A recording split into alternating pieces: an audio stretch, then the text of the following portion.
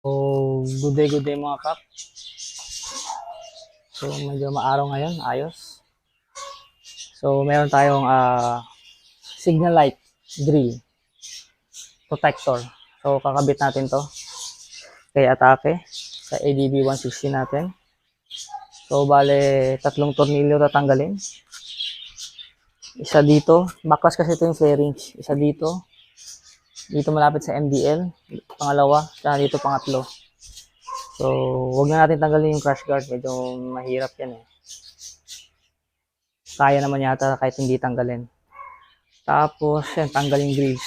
Yan. So, bali dalawa yan. So, pakita ko sa inyo yung tornilyo. Kung ano yung mga tatanggalin. So, isa dito, isa.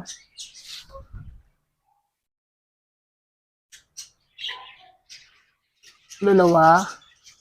And, dito, tatlo. So, yan yung tatanggalin natin.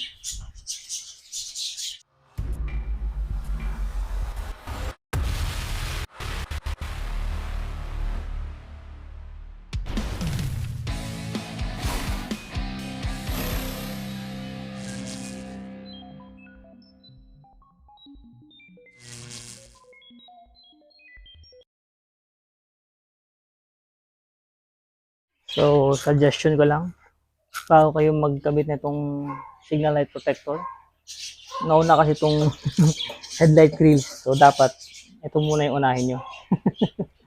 Ito muna unahin nyo yung kabit bago kayo maglagay ng kung ano-ano accessories. Ng grills, ng crash guard para hindi matrabaho. So, ito, medyo matrabaho to. So, tara, isa na natin. So, bali, natanggal na natin. Isa, dalawa, tatlo, apat. So, apat na tornilyo. Tanggalan natin.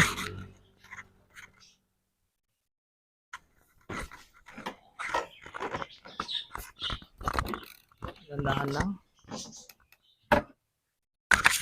So, natanggalan natin. So, dandahan lang kasi baka magasgas yung fairings natin. Dandahan lang.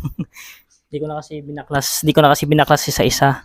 Kasi napakadaming tornilyo yan. 14 na tornilyo yan. Pag binaklas mo. So, isang buo na lang para madali kabit.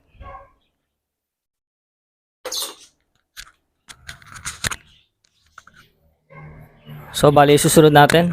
Yung tornilyo na lang dito. Isa, dalawa. So, bali, apat. Apat na tornilyo pa. Sa fairings naman yun. So, unahin natin yung tornilyo na yan. Tanggalin. So, natanggalan natin. Baklasan natin. Dandahan lang. Medyo mas mahirap din tanggalin yan kasi parang pangalawang beses, pangatong beses pa lang nabaklas to. So, yan. So, labas natin maigi. Para madali natin. Kasi ito, pwede naman dukutin lang to. Kaso may tornilyo pa dito yun eh. No? Para ma-fit natin dun. Babaklasin din natin. Mas maganda baklas na lang para mas maayos. Madali natin magawa. So, dinukot na lang natin. Sumasabit sa crash guard. Gumagasgas. So, dukot na lang. Kaya naman. Basta matanggal lang natin. Ayan. So, tanan. Tanggal na. So, tanggalin nyo rin itong plate yan. Tanggalin yung plate na yan. Tapos, hugot na lang. Kasi kapag hindi nyo tinanggal yung plate, hindi nyo matatanggal itong buo. Ayan. Ayan, hugot na lang. Ayan. Ayan. Alright. So, ito yung usually yung problema. Ayan o. Pag pinasok mo na siya dyan, may sasabit ito. Sasabit tong dulo na to. So, bali dito. Sasabit to eh. Ayan. Sabit mga ganyan yan. So, kailangan natin i-cut yan. Kakat natin yan. Para hindi magasgas yung fairings natin. Hindi kasi siya swak na swak eh. Masyado siyang mahaba. Yan o. Sasabit siya. So, ikakat natin yan. So, matibay din yung bakal. Hindi kaya ng ganito lang. Yung tutupin mo. So, good thing is may lagaring bakal tayo. Pero naman tayong kaya naman.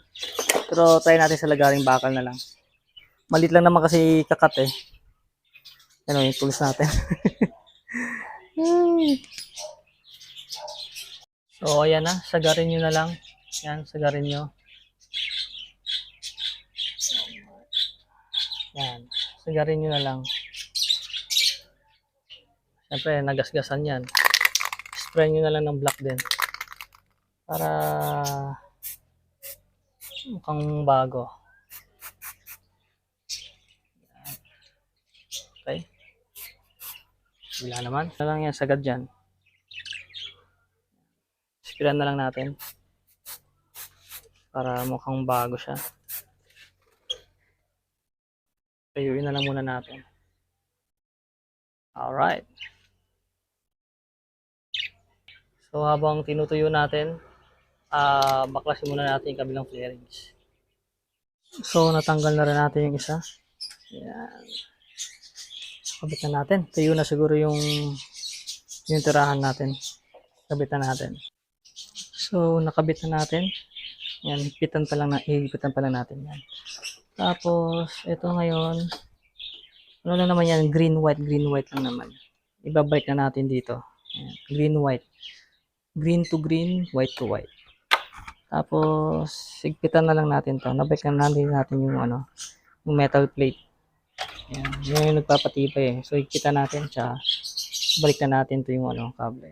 Green white lang naman. Green to green, white to white. Tsaka kapag ganito pala yung gagawin yung dukot-dukot lang, gamitin niyo yung extender nung rachet. Gamit kayo ng extender para mas madaling magigpit at magtanggal ng bolt and nuts.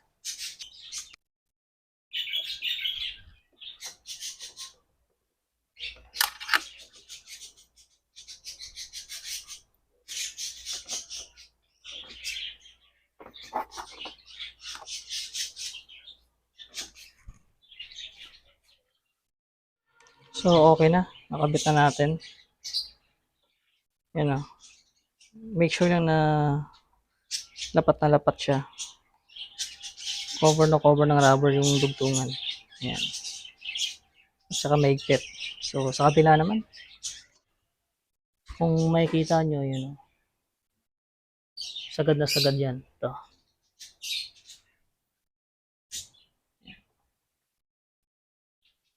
So, ayan o. Hindi na siya natama doon.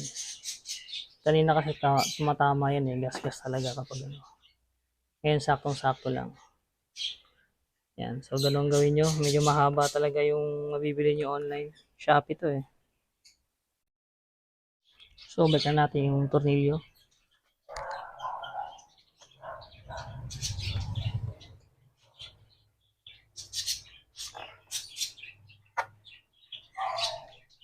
So, mas maganda ganyan na. Palitawan nyo na yung tornilyo dito. Yan. Nakalabas na siya. Para iikot nyo na lang sa loob.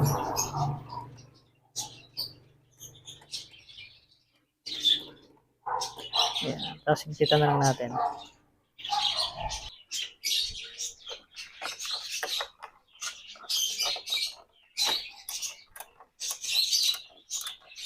So, syempre, testing muna natin bago na natin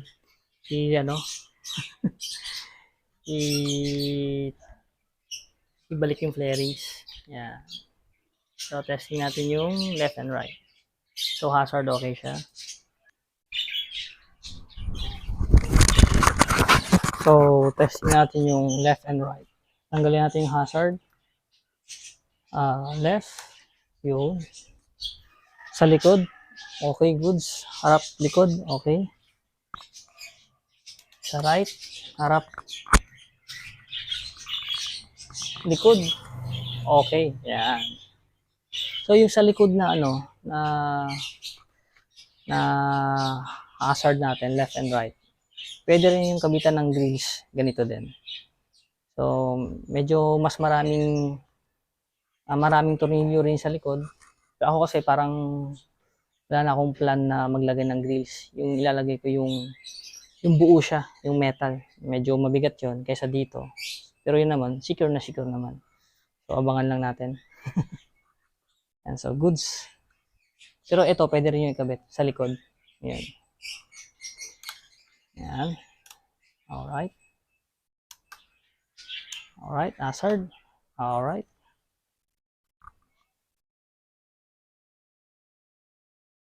Alright, goods. Hop, testing natin yung ilaw niya pala. Yung, okay. LED. Alright.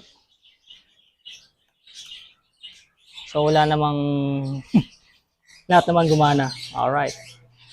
Yung high beam, alright. So, goods. Lahat naman gumana.